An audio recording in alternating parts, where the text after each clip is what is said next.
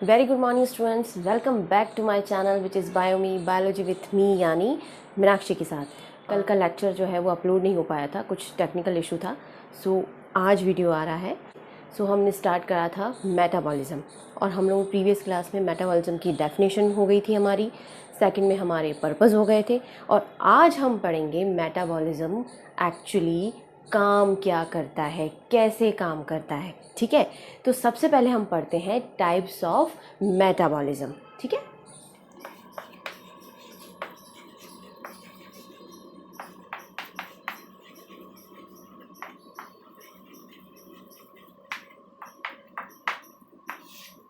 मैंने आपको previous class में बताया था कि मेटाबॉलिज्म क्या होता है, सम ऑफ केमिकल रिएक्शंस। तो आज हम पढ़ेंगे टाइप्स ऑफ मेटाबॉलिज्म कि कितने तरह की मेटाबॉलिक रिएक्शंस होती हैं। तो मेनली जो है वो दो तरह की केमिकल रिएक्शंस होती हैं। फर्स्ट है आपकी एनाबॉलिज्म और सेकंड है आपकी कैटाबॉलिज्म। ठीक है, एनाबॉलिज्म को हिंदी में हम कहते हैं उपचय, कैटाबॉलिज्म को हिंदी में कहते हैं हम अपचय।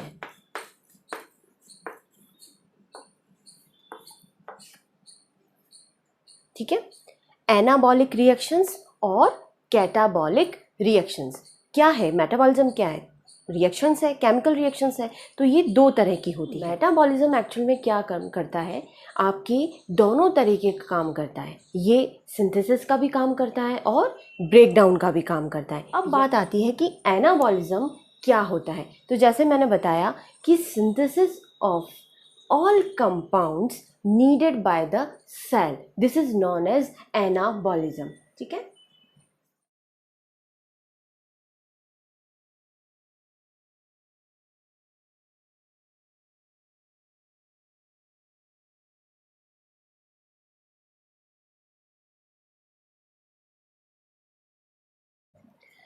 उन सभी तत्वों का निर्माण करता है जो एक सेल को अपने सर्वाइवल के लिए चाहिए होते हैं, उन सभी का निर्माण करता है। तो ये क्या काम कर रहा है, सिंथेसिस। सिंथेसिस का मतलब होता है संश्लेषण, निर्माण करना। ठीक है,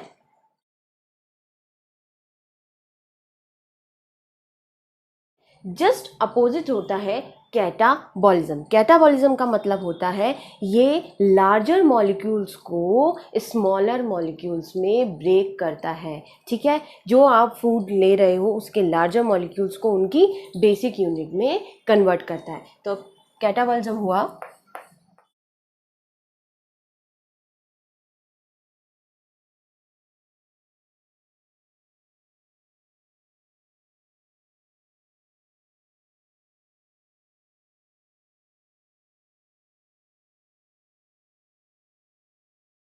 breakdown of large molecules to obtain energy. Energy के लिए वो लार्ज मॉलिक्यूल्स जो होते हैं उनको किस में कन्वर्ट करता है, उनकी बेसिक यूनिट में, उनके स्मॉलर मॉलिक्यूल्स में कन्वर्ट करता है। कैटाबॉलिज्म अपचय यानी उसको तोड़ना, एनाबॉलिज्म उपचय यानी बनाना। ठीक है, जिसको हम ऐसे कह सकते हैं ये होता है आपका एक तरह से बनाने का प्रोसेस और ये होता है आपका तोड़ने का प्रोसेस।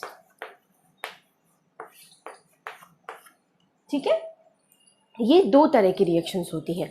ठीक है, अब बात आती है, हम जनरल बात करें तो क्या होता है कि जब किसी चीज़ का फॉर्मेशन हो रहा है, सिंथेसिस होता है, तो हमें क्या करना होता है, एनर्जी पहले देनी होती है। यानी उस रिएक्शन को जो प्रोडक्ट बनाने के लिए पहले उसको एनर्जी निकलेगी नहीं, उसमें क्या होता है, एनर्जी हमें पहले ऐड करनी होती है, पहले देनी पड़ती है।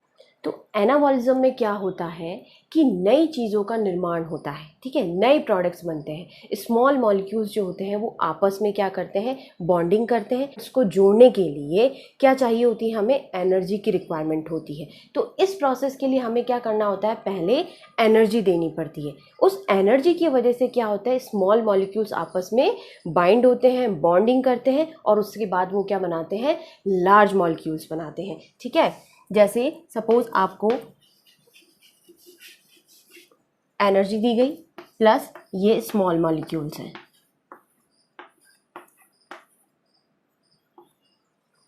ठीक है। ये स्मॉल मॉलिक्यूल जो है वो क्या करते हैं,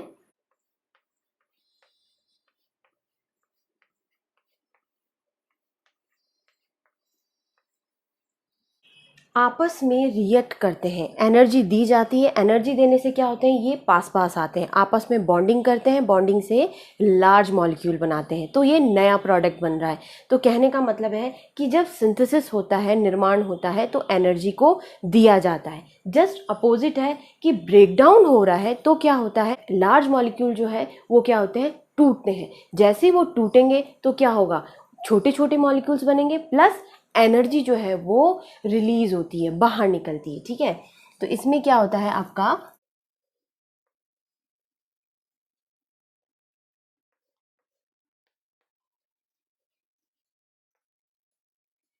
लार्ज मॉलिक्यूल्स के बॉन्ड जो है वो टूटते हैं, उनसे क्या होता है, एनर्जी रिलीज होती है। जब बॉन्ड टूटेंगे तो एनर्जी रिलीज होगी, और एनर्जी रिलीज होगी उसके बाद क्या होंगे, वो मॉलिक्यूल्स जो होंगे वो आपस में क्या होते हैं, अलग हो जाते हैं, जिनकी वजह से उनकी यूनिट में कन्वर्ट हो जाते हैं, स्मॉलर मॉलिक्यूल डेवलप होते हैं, बनते हैं, फॉर्मेशन होता है। ठीक है, ये काम होता है कैटाबॉलिज्म का। दो तरह की रिएक्शंस होती हैं, सिंथेसिस भी हो रहा है और ब्रेकडाउन भी हो रहा है, तो इनको कंबाइन करें तो हम क्या बोलते हैं कि ये दोनों क्या है, मेटाबॉलिज्म है, मेटाबॉलिक रिएक्शंस है, जो बना भी रही है और तोड़ भी रही है। ठीक है, तो ये तो हुआ हमारा types of metabolism.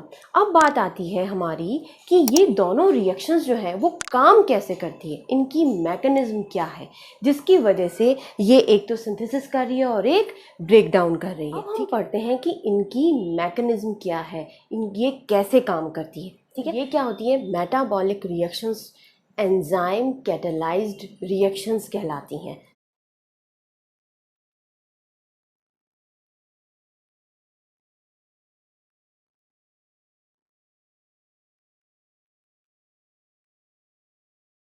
Metabolic reactions enzyme catalysed reactions होती हैं, यानी एंजाइम के द्वारा उत्प्रेरित की गई अभिक्रियाएं होती हैं, रासायनिक अभिक्रियाएं होती हैं।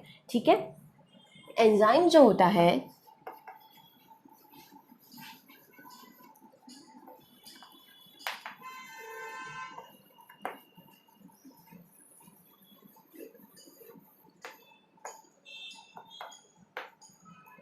जो होता है वो क्या कैसे काम करता है, एक कैटलिस्ट के तौर पे काम करता है। कैटलिस्ट का मतलब होता है उत्प्रेरक, हिंदी में इसको बोलते हैं हम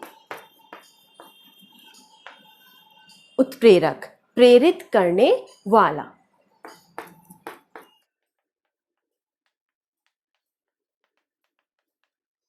एंजाइम का क्या काम होता है, वो कैटलिस्ट की तरह, यानी वो प्रेरित करता है क्या, रिएक्शंस को। एंजाइम क्या करता है, रिएक्शंस की स्पीड को इंक्रीज कर देता है, बढ़ा देता है। कैसे बढ़ा देता है, lowering the reactions activation energy. Activation energy का मतलब होता है कि जो एनर्जी आप उस रिएक्शन को शुरू करने में, स्टार्ट करने के लिए जितनी एनर्जी की ज़रूरत होती है वो क्या कहलाती है, हमारी एक्टिवेशन एनर्जी। एक्टिवेशन का मतलब एक्टिवेट करना, उसको शुरू करने के लिए। ठीक है, तो शुरुआत के लिए जो एनर्जी चाहिए होती है उस एनर्जी को क्या कर देता है, वो कम कर देता है। ठीक है, तो ये, और उसकी एनर्जी को कम करने से क्या होता है, वो जो रिएक्शन होती है वो फास्ट होती है। ये काम करता है एंजाइम, या फिर हम इसको ये भी कह सकते हैं कि रेट ऑफ रिएक्शन को इंक्रीज करता है। कैसे,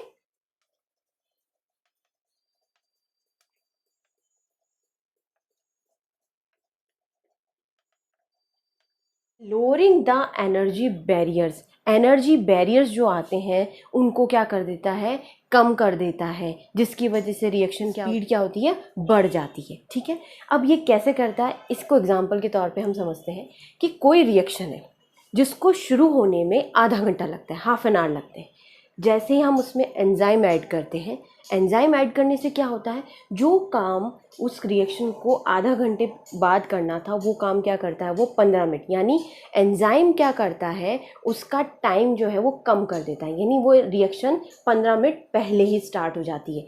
जब 15 मिनट पहले स्टार्ट हुई है तो वो रिएक्शन ख़त्म कितनी जल्दी होगी, 15 मिनट पहले ख़त्म होगी, यानी प्रोडक्ट कितनी जल्दी बना, 15 मिनट। तो ये 15 मिनट का क्या आ रहा था, एक तरह से उसके लिए बैरियर था, बाधा आ रही थी। उस बाधा को उसने क्या किया, कम कर दिया। कम करने से आपका प्रोडक्ट क्या हुआ, जल्दी बना। रिएक्टेंट क्या हुआ, जल्दी कन्वर्ट हुआ किस में, प्रोडक्ट में। तो ये काम होता है एंजाइम का, कि उसकी बैरियर्स जो है, जो उसके काम में जो बाधा उत्पन्न कर रहे हैं, उसको क्या कर देता है, कम कर देता है। ये काम होता है आपके एंजाइम का।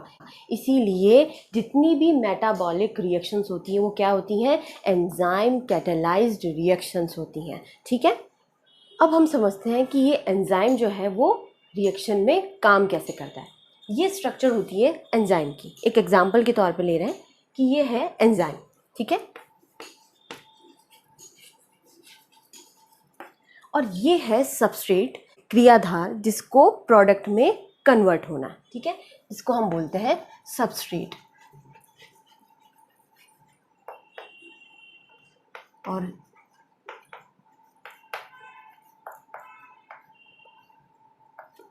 हिंदी में बोलते हैं हम इसे क्रियाधार या रिएक्टेंट। ये सबस्ट्रेट क्या करता है, ये एंजाइम के इस वाले पोर्शन को, ये वाली जो साइट होती है, ये क्या कहलाती है, एंजाइम की एक्टिव साइट कहलाती है। एक्टिव साइट मतलब होता है कि जहाँ पर सबस्ट्रेट को आके बाइंड होना है, अटैच होना है। ये एक साइट उपलब्ध कराता है कि यहाँ आओ, यहाँ पे रुको, ताकि मैं आपको जल्दी से प्रोडक्ट में कन्वर्ट करूँ। एक सरफेस दे रहा है, एक सतह देता है। तो ये जहाँ इसको अटैच होता है, ये वाली साइट कहलाती है एक्टिव साइट, सक्रिय सतह जिसे हम बोलते हैं। जब सबस्ट्रेट इस एक्टिव साइट पे आके अटैच होता है तो ये आपस में क्या करते हैं, एक कॉम्प्लेक्स बनाते हैं। ठीक है, इसको बोलते हैं हम एंजाइम प्लस सबस्ट्रेट जो मिलके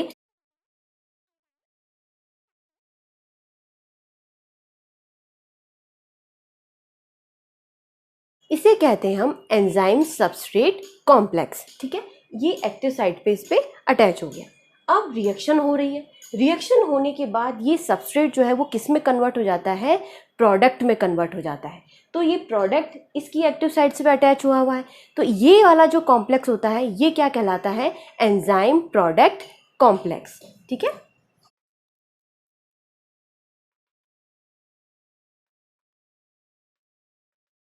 कॉम्प्लेक्स को हम हिंदी में कहते हैं संकुल। ठीक है, कंफ्यूज मत होइएगा, इसको कहते हैं कॉम्प्लेक्स को संकुल। यानी ये होता है एंजाइम क्रियाधार संकुल और ये कहलाता है एंजाइम उत्पाद संकुल। ठीक, प्रोडक्ट बन गया। रिएक्शन के बाद में ये प्रोडक्ट हुआ। ये प्रोडक्ट थोड़ी देर बाद इस एंजाइम की एक्टिव साइट से अलग हो जाता है और ये एंजाइम अलग हो जाता है और प्रोडक्ट अलग हो जाता है। प्रोडक्ट अलग हो गया, एंजाइम एज इट इज़ अलग हो गया। इन दोनों के अब आपको कुछ डिफरेंस दिख रहा होगा कि सबस्ट्रेट जो था वो तो किस में कन्वर्ट हो गया, प्रोडक्ट में। लेकिन एंजाइम जैसे गया था, जैसा था, रिएक्शन के बाद भी कैसा है, एज इट इज़ होता है। यानी एंजाइम की जो है उसकी खास बात क्या होती है कि ये सिर्फ और सिर्फ रेट ऑफ रिएक्शन को स्पीड अप करता है, उसको बढ़ाता है। बस एक तरह से साइट उपलब्ध करा रहा है कि आपका सबस्ट्रेट प्रोडक्ट में जल्दी बन सके, उसकी कम टाइम में प्रोडक्ट का फॉर्मेशन हो सके। ये काम होता है एंजाइम का। ठीक है, दूसरी चीज़, एंजाइम जो होता है वो पूरी रिएक्शन में इंटैक्ट रहता है, चेंज नहीं हुआ। सेकंड चीज़, ये कंज्यूम नहीं होता, ना तो ये सबस्ट्रेट के साथ एक्टिव साइट पे जुड़ रहा है, सबस्ट्रेट इसकी ये इसको दे रहा है एक्टिव साइट, लेकिन ये उसके साथ भी कोई रिएक्शन नहीं करता।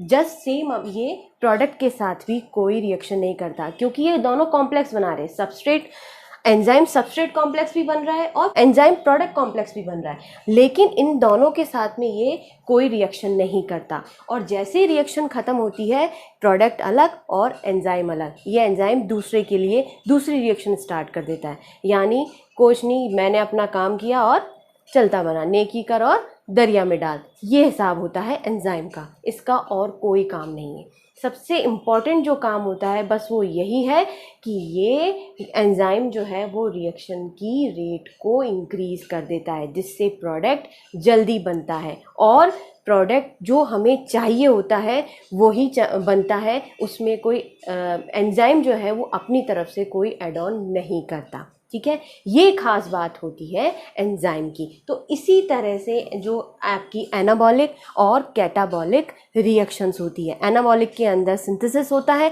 एंजाइम जो होता है वो सिंथेसिस का काम करता है, जस्ट अपोजिट कैटाबॉलिक में वो ब्रेक डाउन का काम करता है। मैंने आपको बताया था कि मेटाबॉलिज्म का जो पर्पस था कि उसमें वो फूड पार्टिकल्स को क्या करता है, उनकी बिल्डिंग ब्लॉक्स में, उनकी बेसिक यूनिट में कन्वर्ट करता है, ठीक है। तो वही काम होता है, तो वो काम भी कौन करता है, एंजाइम करता है, ठीक है। तो एंजाइम क्या है, ये भी एक स्पेशल कह सकते हैं केमिकल सब्सटेंस है जो रिएक्शन को क्या करता है, स्पीड अप करता है, एक्सीलरेट करता है, ठीक है। बात आती है कि ये एंजाइम जो है वो हमारी बॉडी के लिए कितना ज़रूरी है, क्या काम करता है।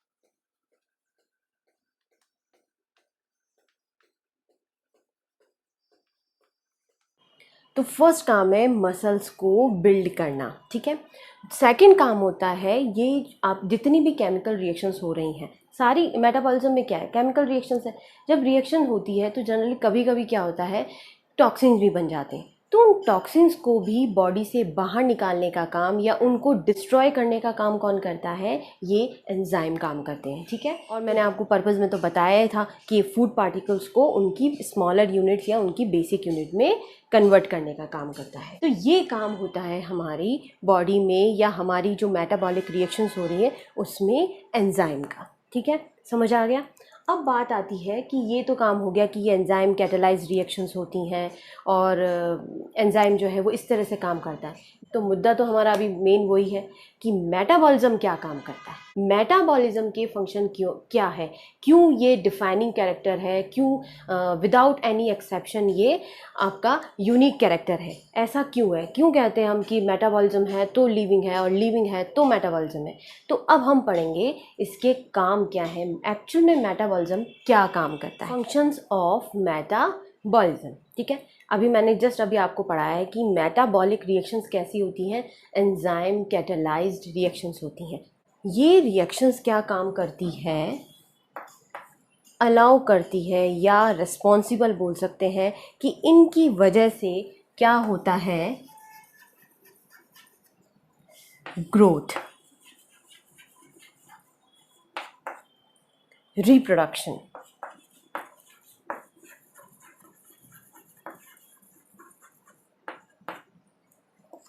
मेंटेन द बॉडी स्ट्रक्चर, आपकी बॉडी की स्ट्रक्चर को मेंटेन रखने का काम भी ये रिएक्शंस करती हैं। दूसरा, आपकी सराउंडिंग्स पे जो कुछ भी हो रहा है उसके अकॉर्डिंग आप किस तरह से रिस्पॉन्ड करोगे, उसके लिए भी ये रिएक्शंस जिम्मेदार होती है। इनकी वजह से यही आपको बोलती है या आपको यही सिग्नल दे रही है कि इस तरह से आपको इस चीज़ के लिए ये रिस्पॉन्ड करना है। तो थर्ड क्या हुआ हमारा, मेंटेन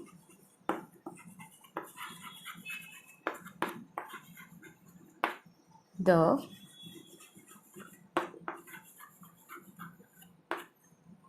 स्ट्रक्चर। फोर्थ हुआ आपका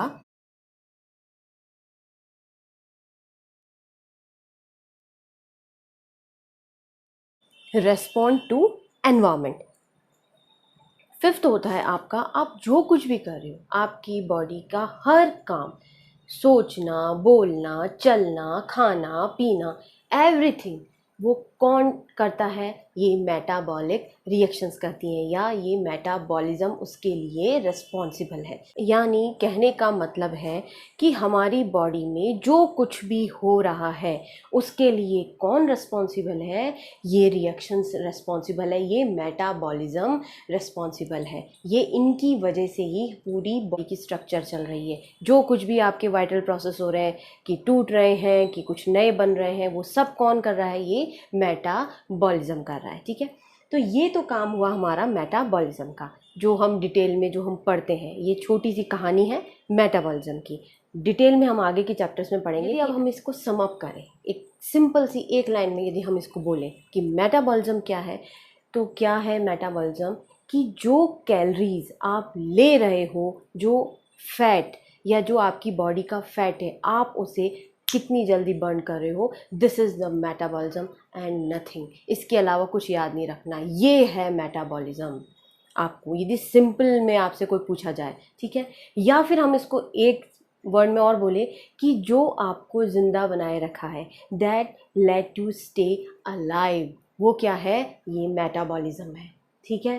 थर्ड, यदि हम इसको ये भी बोल सकते हैं कि ऐसे प्रोडक्ट्स, ऐसे केमिकल सब्सटेंस जिसकी वजह से हम लिविंग्स हैं, उनको कौन बनाता है, ये मेटाबॉलिज्म बनाता है। This is the metabolism. ये है कहानी मेटाबॉलिज्म की। आई होप आप सभी को समझ में आया होगा। कोई प्रॉब्लम हुई हो या कुछ समझ में नहीं आया हो तो आप मुझे कमेंट बॉक्स में मैसेज कीजिएगा या मुझे मेल कीजिएगा, मैं आपकी प्रॉब्लम को दूर करने की कोशिश करूँगी। ठीक है।